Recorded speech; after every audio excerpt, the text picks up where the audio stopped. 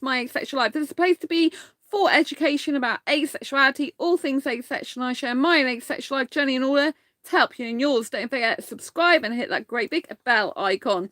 So, Gnomeo and Juliet, no sex movie review.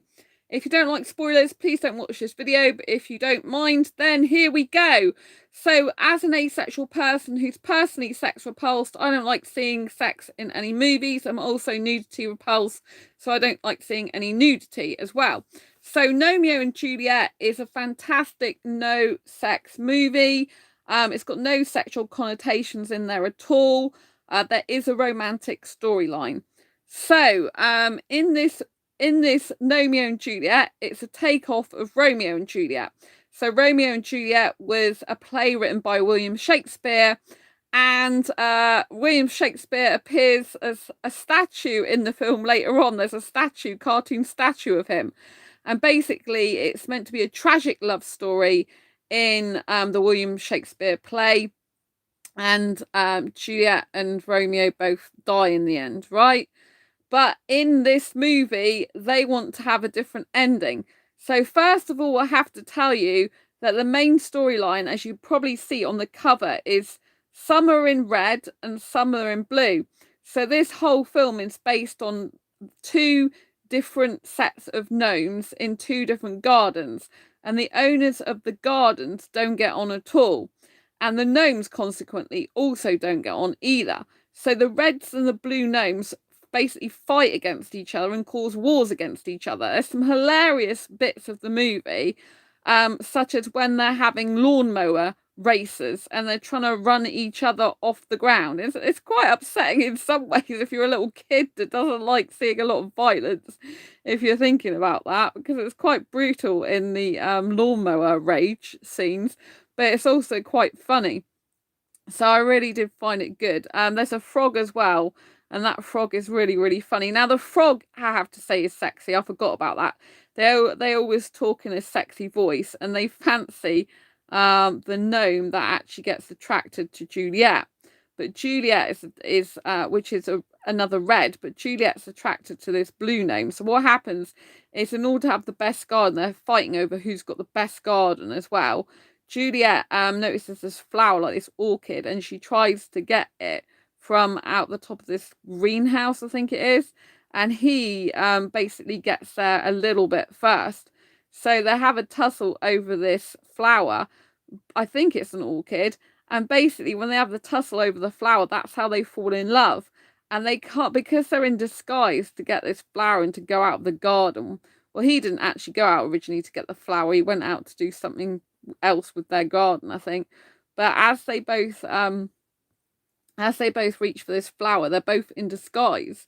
So you can't actually tell that they're red and blue and that they're in opposition.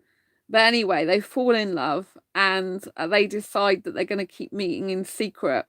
But then her dad doesn't find out they've been meeting in secret straight away. Her dad finds out that she's been, going away when she shouldn't have been, because he gets really worried about her and treats her like, dainty because she's female.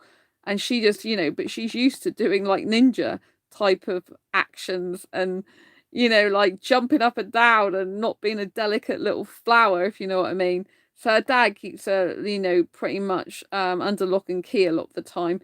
So anyway, he super glues her feet and she can't then see him.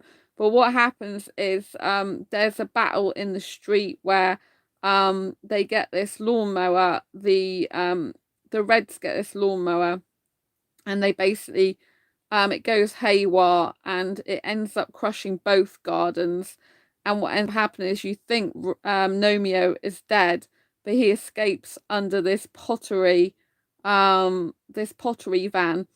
And when he escapes, there's a subplot story of this this flamingo gnome that they rescued, both of them rescued. So this flamingo gnome goes with the mushroom fungi to go and find out what's happened to Gnomeo, because the flamingo thinks he's dead, but he's not, and they bring him back. And then the tragedy is that the that's when he goes off and finds this, and he finds a statue of William Shakespeare's like, oh, you know, it's a tragic storyline, you'll both die. And Gnomeo's like, no, I won't.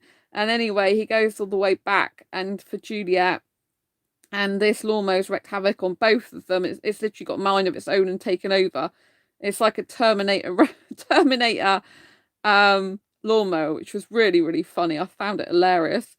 And anyway, to cut a long story short, there's loads of rubble. She can't move. He tries to save her, but she's super glued. All this rubble falls on them. But in the end, what happens? It is a happy ending. This kind of like musical thing in the garden pops up. The rubble all comes off, and accidentally pops up when someone's presses their foot on the switch. It comes up, pops off, all the rubble comes off, and he's alive with her. And then the families at the end, they reunite and decide not to have any more wars, and to basically to reconcile their differences and just get on.